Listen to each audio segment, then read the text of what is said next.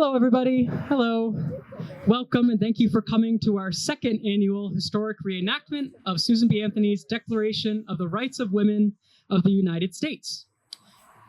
I'll tell you a little bit more about the event itself as we get closer to the actual speaking. I have a few folks I'd like to thank first. First, I'd like to thank our cast. We have Muriel Dyas, who is a volunteer at the museum and longtime historical reenactor under the brand Historically Speaking as Susan B. Anthony. We have Sarah Briggs, our summer intern from Williamstown, Massachusetts, a rising senior in MCLA, who will be playing Lily Devereaux Blake. And then behind me is Martin Loughman, who will be playing Senator Richard Henry Lee. I'd also like to thank Jessica Packard and Mira McCluskey, who are in the back doing photography and videography for us. It's great to have so much help. And I'd also like to issue a couple thank yous first to the Northern Berkshire Community Television Corporation for providing the audio-visual equipment for the event. I'd like to thank the Cultural Council of Northern Berkshire, a subset of the Mass Cultural Council, for providing much of the funding necessary to put this on, including getting us from 1 speaker to 2 speakers. Maybe every year we'll double, we'll have 4 and then 8 and then 16. I'd also like to thank Lisa Avery, who was supposed to read with us tonight, but had to have a medical operation and is unable to attend. She was heavily involved with creating this excerpt and the show that you're about to see today. She's great. She's out of surgery. She's sorry that she can't be here, and she wishes everyone a great evening.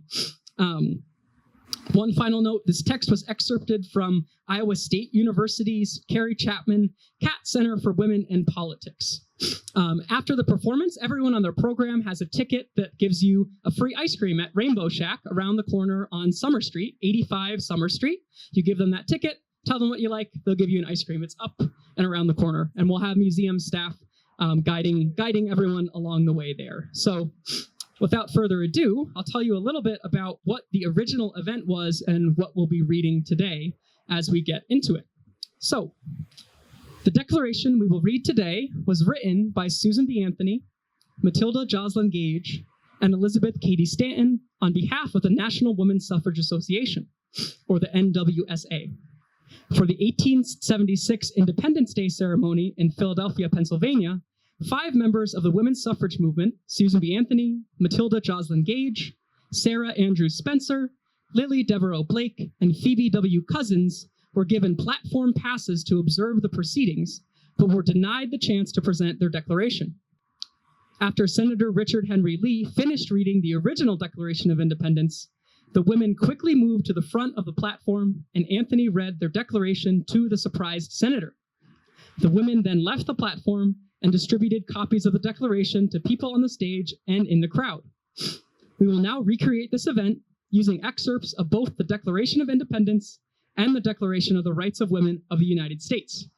Towards the end of the speech, there'll be an opportunity for crowd participation, and Susan and Lily will invite you to speak along with them, so keep a hold onto those programs.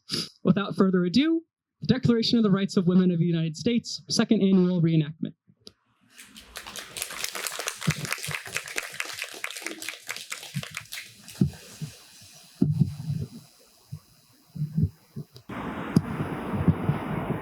The unanimous declaration of the 13 United States of America. When in the course of human events it becomes necessary for one people to dissolve the political bands which have connected them with another, and to assume among the powers of the earth the separate and equal station to which the laws of nature and of nature's God entitle them, a decent respect to the opinions of mankind requires that they should declare the causes which impel them to the separation.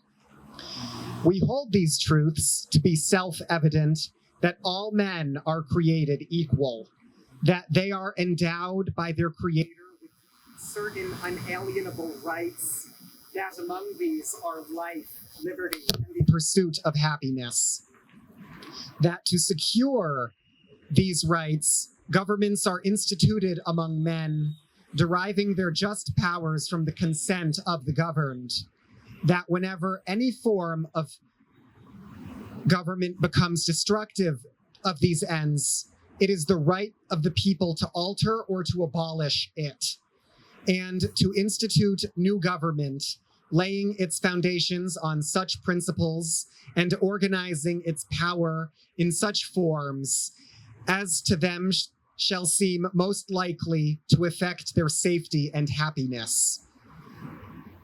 Prudence, indeed, will dictate that governments long established should not be changed for light and transient issues. And accordingly, all experience hath shown that mankind are more disposed to suffer while evils are sufferable than to right themselves by abolishing the forms to which they are accustomed. But when a long train of abuses and usurpations, pursuing invariably the same object, evinces a design to reduce them under absolute despotism, it is their right, it is their duty to throw off such government and to provide new guards for their future security. Such has been the patient sufferance of these colonies, and such is now the necessity which constrains them to alter their former systems of government.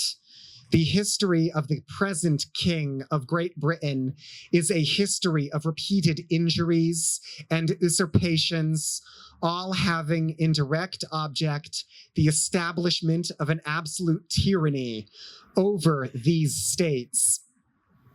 We, therefore, the representatives of the United States of America, in General Congress assembled, appealing to the Supreme Judge of the world for the rectitude of our intentions, do in the name and by the authority of the good people of these colonies, solemnly publish and declare that these united colonies are, and of right ought to be, free and independent states, that they are absolved from all allegiance to the British Crown, and that all political connections between them and the state of Great Britain is and ought to be totally dissolved, and that as free and independent states, they have full power to levy war, conclude peace, contract alliances,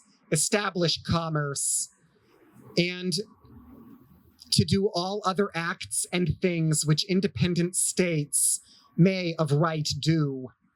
And for the support of this declaration, with a firm reliance on the protection of divine providence, we mutually pledge to each other our lives, our fortunes, and our sacred honor. Well, the nation is buoyant in patriotism, and all hearts are attuned to praise. It is with sorrow that we come to strike the one discordant note on this 100th celebration of our country's birth, when subjects of kings, czars, and emperors from the old world join in our national jubilee. Shall the women of the Republic refuse to lay their hands of benediction on the nation's head? Surveying America's expeditions, surpassing the magnificence of London, Paris, Vienna, we shall not rejoice at the success of the youngest rival among the nations of the earth? May not our hearts, in unison with all, swell with pride at our great achievement as a people, our free speech, our free press, our free church, our free schools, and the rapid progress we have made in material wealth, trade, commerce, and the inventive arts? And we do rejoice in the success thus far of our experiment of self-government. Our faith is firm and unwavering in the broad aspects of human rights proclaimed in 1776, not only as abstract truths, but as cornerstones of a republic.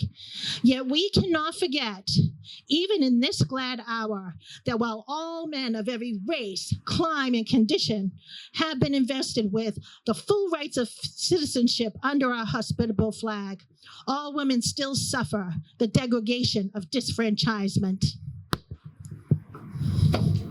The history of our country the past 100 years has been a series of assumptions and usurpations of power over women, in direct opposition to the principles of just government, acknowledged by the United States at its foundation, which are: first, the natural rights of each individual; second, the equality of these rights; Third, that rights not delegated are retained by the individual. Fourth, that no person can exercise the rights of others without delegated authority. And fifth, that the non-use of these rights does not destroy them. And for the violation of these fundamental principles of our government, we arraign our rulers on this 4th day of July, 1876. And these are our articles of impeachment. Taxation without representation, the immediate cause of the rebellion of the colonies against Great Britain, is one of the grievous wrongs the women of this country have suffered during the century. Deploring war with all the demoralization that follows in its train, we have been taxed to support standing armies with their waste of life and wealth. Believing in temperance, we have been taxed to support the vice, crime, and pauperism of the liquor traffic. While we suffer the wrongs and abuses infinitely more than man, we have no power to protect our sons against this great evil. Unequal codes for men and women, held by a law of perpetual minor, deemed incapable of self-protection, even in the industries of the world, woman is denied equality of rights. The fact of sex, not the quantity or quality of work, in most cases decides the pay and position.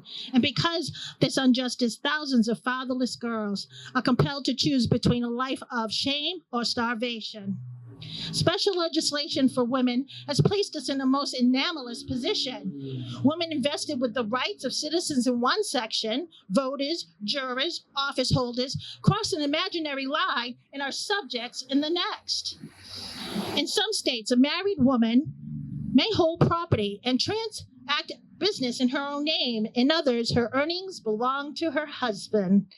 In some states, a woman may testify against her husband and be sued in the courts of law. In others, she has no redress in case of damage to her person, property, or character.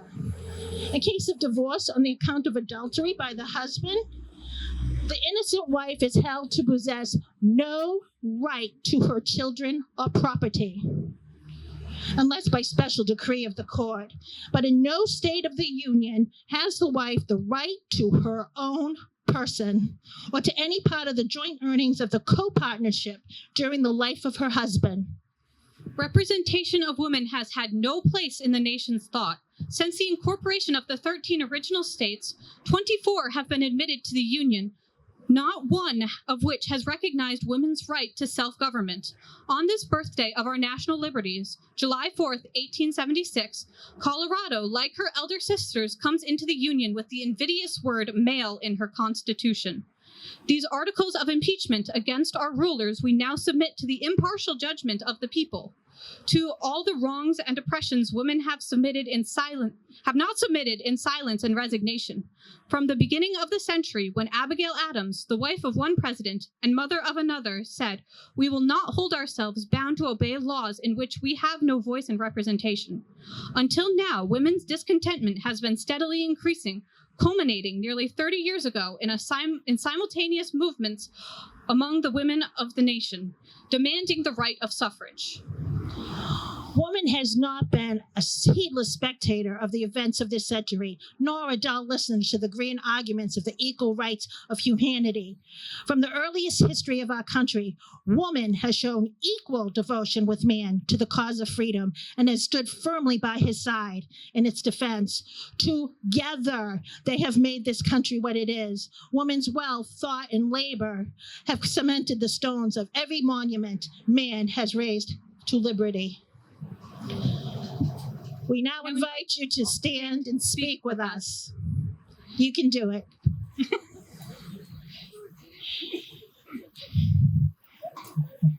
Ready? 1, 2, 3.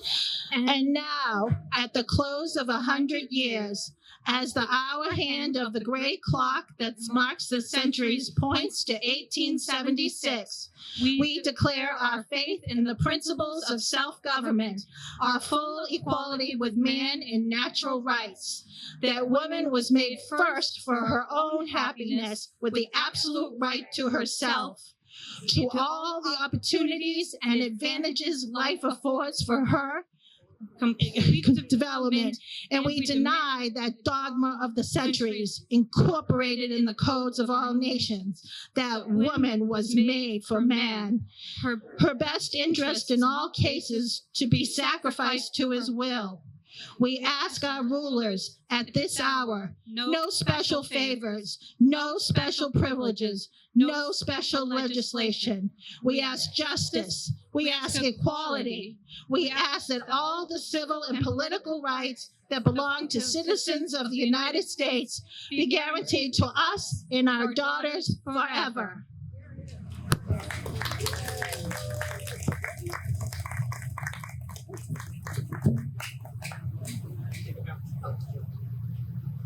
I'm just going to give our performers a chance to take a bow. So first, Martin Loughman, Sarah Briggs, and Muriel Dyas as Susan B. Anthony. Thank you, everybody, for attending. I'm glad the rain held off. Again, you can use the tickets that are on your program at Rainbow Shack over on 85 Summer Street for a free ice cream. And you're welcome to stay and chat with us after the show. A number of us will be staying here to talk about putting this on. And we're very grateful that you came out, very grateful that it didn't rain and that it wasn't overly hot. So thank you for being with us here tonight. Thank you very much.